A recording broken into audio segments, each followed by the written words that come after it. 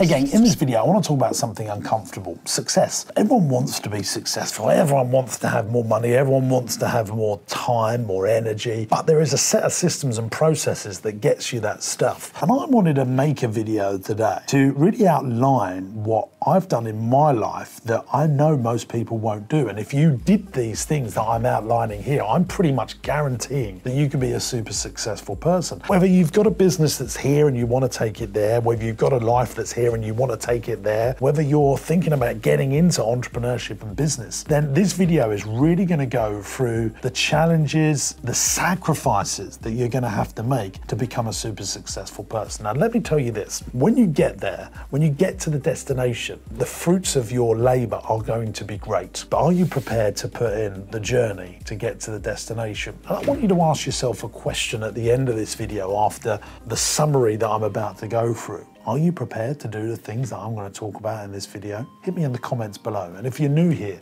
please make sure you subscribe to the channel. Look, stage one, I'm always thinking about borrowing money and taking risk and acquiring businesses. And I literally do that every single day. I'm always thinking, how can I get access to more finance to grow my businesses? How can I acquire certain businesses that I want to buy? And I literally would spend at least 60 minutes a day in that sphere, in that arena. I think most people only do that stuff when an opportunity arises. What I'm trying to do is make the opportunities present themselves to me because I'm always active in that space. So I'm looking to acquire finance even when I don't need it. I'm looking to acquire businesses and reaching out to businesses to buy even when they're not on the cards. I am constantly in what I call M&A mindset. That's mergers and acquisition mindset. Though while I'm not looking to merge my business, I am constantly to acquiring. So a big part of my day-to-day business life is mergers and acquisitions, buying companies and developing business plans to buy those companies and take them on. And if you want to be super successful, I think that you need to be spending a good chunk of your daily time on that task. Neatly moving on from that is research and challenge my mind. Here's something that I'm always doing. I think when I've met successful people, they do the same thing. I'm always thinking, why can't I run a £100 million company by the time I was 35 rather than a £12 million company, what I've achieved now? I'm always putting myself down. I want to be absolutely honest with you. Always feel like I could have achieved more, done more, do more. The question I ask myself all the time is this, and this is a bit morbid, but I think I want to share it with you, is I'm always saying, look, if I don't achieve that by Christmas, I'm going to die. And I think that's like really putting some positive pressure on me, or negative pressure, whatever you would like to call it, to make sure that I'm thinking, push yourself, do more, you can do more. And how I do that is by researching and challenging my mind. I read tons of books. I listen to tons of podcasts. I watch YouTube videos. I go to seminars. I'm like a sponge off of people that are way more successful than me. And I ask to go for coffees and take really successful people that are 10 steps ahead of me out for lunch. And I just ask them. And over the years, that's developed my mindset, thinking, right, well, successful people think with the end in mind. They know their destination, where most people are just on the journey with not a destination in mind. They sort of know the destination, but they don't succinctly know it, and they can't with clarity tell you what it is. So I've always worked that and reverse engineered, and I've been able to reverse engineer what I want to achieve because I've researched and challenged my mind. You really need to find some time for the next one if you really want to take your business to the next level, or take your life to the next level. It's the time for quality thinking time. And I think I've been motivated by this by knowing people like Bill Gates in the fantastic Netflix documentary about Inside Bill's Brain, is the amount of time this champion of entrepreneurship and business actually spends time on thinking it. And I do the same, and I want you to do the same. But do you do this? This is what I'm talking about here, is real quality thinking time. 90 minutes a day. I literally do this every single day. 90 minutes of quality thinking time. I was listening to on the Masterclass app about the lady that founded Spanx. She would literally, if she was doing her thinking time, she'd done the best thinking time in the car, and she would just literally go in the car and drive for an hour a day, just on her own, just around the town, so that she could get that good quality thinking time uninterrupted. And that's integral to her success. And I think it's been integral to my success and other successful entrepreneurs. And I think it will be integral to your success. Good quality thinking time. Thinking about what the actual future looks like on your own so that you can process the challenges. Now, sometimes I do this with the notebook, but literally I just lay in bed before I go to sleep on my own for 90 minutes. And I just think, yeah, these are the things that I really need to do. These are the more important tasks. Try and work out a way to do it. So find yourself good quality thinking time. If you don't have good quality thinking time, you'll never come up with the war plans. You'll never come up with the visions. You'll never come up with the end in mind. All you'll be doing is battle planning, fighting battle after battle after battle without that real quality war plan. So 90 minutes thinking time every single day. I do it. I know successful people do it, and that's how you can build your business. Let's move on.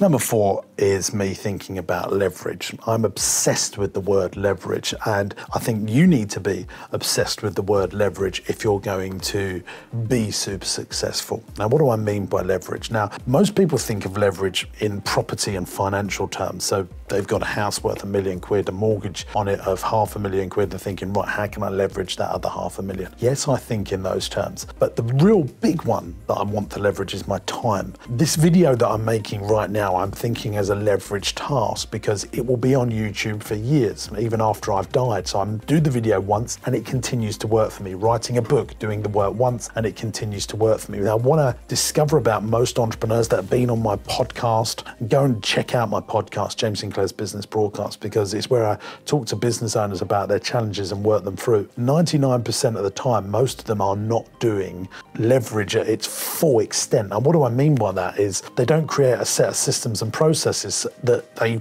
document what they do and what good looks like so the team can rinse and repeat it. When you think about the franchise model, you're building a business and then you're franchising it. That's leverage. You get a system and a process that's working for you and you leverage it multiple times. If you are doing the same tasks on repeat, you are not living a leveraged lifestyle and you will not become successful. If you are swapping time for money, you are unleveraged. And I learned that with my early career. When I was a kids entertainer going out doing kids parties, I would literally have the customer once and then the kids would grow up and I'd never get them again. So I wasn't even leveraging the customer. And as my careers developed, I worked out that actually leverage customers, leverage business, leverage equity in your properties, leverage your management team. See, like if you look at all my businesses, they fold into existing empire because then I can leverage my senior management team. I can leverage my accounts. I can leverage my FD, my bank. I can leverage.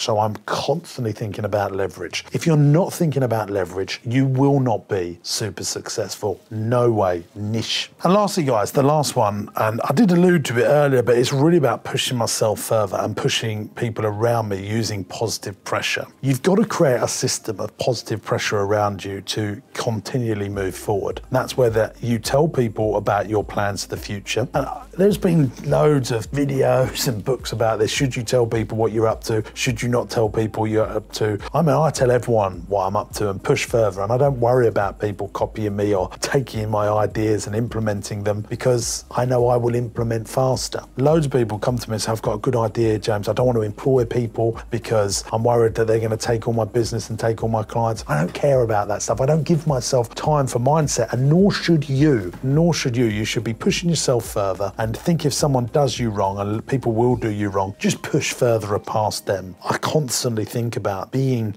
bigger, doing more, and being better, and pushing my abilities to the next level. And I think if you do that, you will become successful. Now, I think I should caveat what I'm saying here. This isn't for everyone. Not everyone has the mental ability to do all of this stuff. You need to get that right before you dive into the world of entrepreneurship, dive into the world of business, or dive into the world of building a bigger business. I know that my mental capacity is strong, so I can take on more challenges. I've often said being an entrepreneur, being a business owner is like climbing a very steep mountain. But saddled together, you've got a broken leg and you've got a rucksack full of bricks and you've got to have the mental strength to do what most people can't. And then when you get there, the ability to build something even better is great. And this is why I always say you've got to live a few years of your life like most people won't, to live the rest of your life like most people just wish to live. And that's what entrepreneurship is. But are you prepared to do the things that I've outlined in this video?